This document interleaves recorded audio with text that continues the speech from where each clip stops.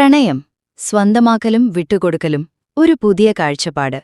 പ്രണയമെന്ന് കേൾക്കുമ്പോൾ തന്നെ നമ്മുടെ മനസ്സിലേക്ക് എത്രയെത്ര ചിത്രങ്ങളാണ് കടന്നുവരുന്നത്, അല്ലേ? സന്തോഷം, ചിരി, പങ്കുവെക്കലുകൾ. എന്നാൽ പ്രണയത്തിന് ഇങ്ങനെയല്ലാത്തൊരു മുഖമുണ്ടെങ്കിലോ? സ്വന്തമാക്കാനുള്ള വെറും വാശിയായി പ്രണയം മാറുമ്പോൾ അവിടെ നഷ്ടപ്പെടുന്നത് എന്തൊക്കെയാണെന്ന് നമ്മൾ ചിന്തിച്ചിട്ടുണ്ടോ? ഇന്ന് നമ്മൾ സംസാരിക്കുന്നത് പ്രണയത്തെക്കുറിച്ചാണ്. എന്നാൽ നമ്മൾ സാധാരണ കേട്ടുപരിചയിച്ച പ്രണയകഥകളിൽ നിന്നും വ്യത്യസ്തമായി കാലം ആവശ്യപ്പെടുന്ന ഒരു പുതിയ കാഴ്ചപ്പാടാണ് നമ്മളിവിടെ പങ്കുവെക്കുന്നത്. ഒരു ബന്ധത്തിൽ വിട്ടുകൊടുക്കലിന്റെ പ്രാധാന്യം എന്താണ്? അമിതമായ നിയന്ത്രണങ്ങളും സ്വാർത്ഥതയും ഒരു പ്രണയത്തെ എങ്ങനെ തകർക്കുന്നു? ഈ ചോദ്യങ്ങൾക്കെല്ലാം ഉത്തരം കണ്ടെത്താൻ നമുക്ക് ഒരുമിച്ച് ഈ യാത്ര തുടങ്ങാം. ആത്മാർത്ഥമായി പ്രണയിക്കുന്നൊരാളെ വേദനിപ്പിക്കുന്നതിൽ ഇഷ്ടം കണ്ടെത്തുന്നവരുണ്ടോ നമ്മുടെ ഇടയിൽ? അതോ മറ്റുള്ളവരുടെ ഉപദ്രവങ്ങൾ സ്നേഹം കൊണ്ടാണെന്ന് വിശ്വസിച്ച് സ്വയം അപകടത്തിലേക്ക് വീഴുന്നവരോ? എന്റേതെന്ന വാക്കിൽ നിന്നും എന്റേത് മാത്രമെന്ന ചിന്തയിലേക്ക് പ്രണയം ചുരുങ്ങുമ്പോൾ അവിടെ പലപ്പോഴും ചോരക്കര പുരളാറുണ്ട്. നമ്മൾക്ക് ചുറ്റും നടക്കുന്ന പല സംഭവങ്ങളും ഇതിന് തെളിവാണ്. എവിടെയാണ് നമുക്ക് തെറ്റുപറ്റിയത്?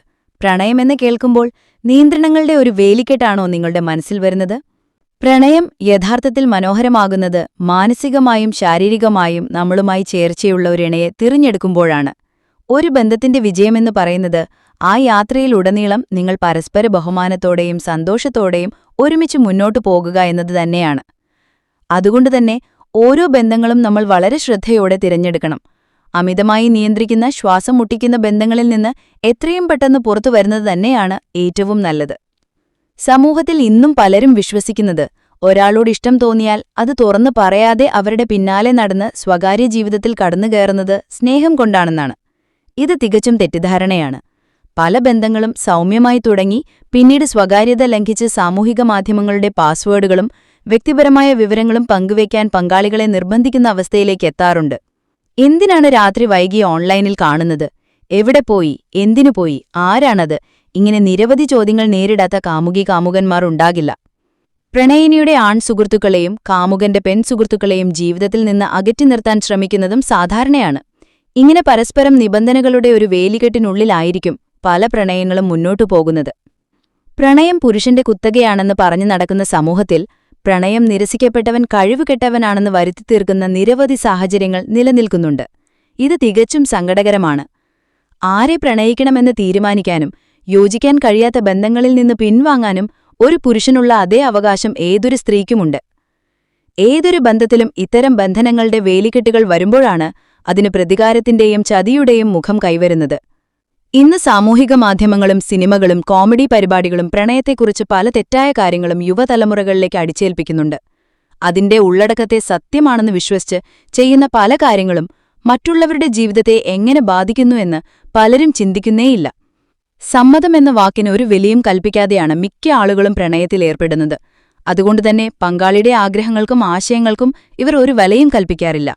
സ്വന്തം കാര്യം വരുമ്പോൾ മറ്റുള്ളവരെ തേപ്പുകാരി എന്നും മറ്റും വിളിക്കുന്നവർ തങ്ങളുടെ ഇത്തരം പ്രവൃത്തികൾ മറ്റൊരാളുടെ ജീവിതത്തെ എങ്ങനെ ബാധിക്കുമെന്ന് ചിന്തിക്കുന്നില്ല. സ്വന്തം ജീവിതം എങ്ങനെ ജീവിക്കണം, ആർക്കൊപ്പം ജീവിക്കണം എന്നത് തികച്ചും വ്യക്തിപരമായ കാര്യമാണ്.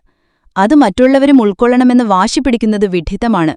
സ്വാർത്ഥതയും വാശിയും ഒരു ബന്ധത്തിലുണ്ടായാൽ അത് കണ്ടറിഞ്ഞ് പരിഹരിക്കുകയോ അല്ലെങ്കിൽ അതിൽ നിന്നും വിട്ടുപോരുകയോ ചെയ്യുന്നതായിരിക്കും നല്ലത്.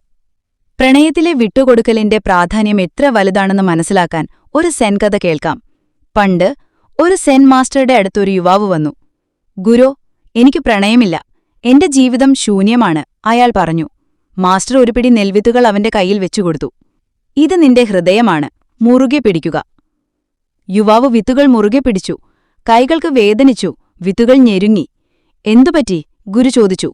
വേദനിക്കുന്നോ? വിത്തുകൾ എന്റെ കൈകളിൽ നിന്ന് ഒലിച്ചുപോകുന്നു. മാസ്റ്റർ ചിരിച്ചു. അതെ, നീ മുറുകെ പിടിക്കുമ്പോൾ അത് നിന്നെ മുറിവേൽപ്പിക്കും. ചിലപ്പോൾ അത് നിന്റെ കൈകളിൽ നിന്ന് നഷ്ടപ്പെടുകയും ചെയ്യും.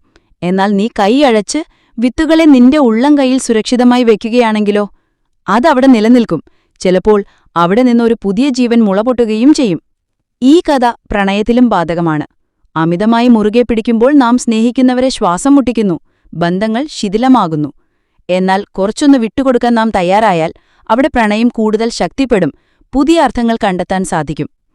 കുട്ടികൾക്ക് അവരുടെ സ്കൂൾ കാലഘട്ടം മുതൽ മാനുഷിക മൂല്യങ്ങളെയും സ്വകാര്യതയും കുറിച്ച് ബോധവാന്മാർ ആക്കുന്നതിലൂടെ മാത്രമേ ഇത്തരം പ്രണയപ്പകകളും അരുങ്കൊലകളും തടയാൻ കഴിയുകയുള്ളൂ.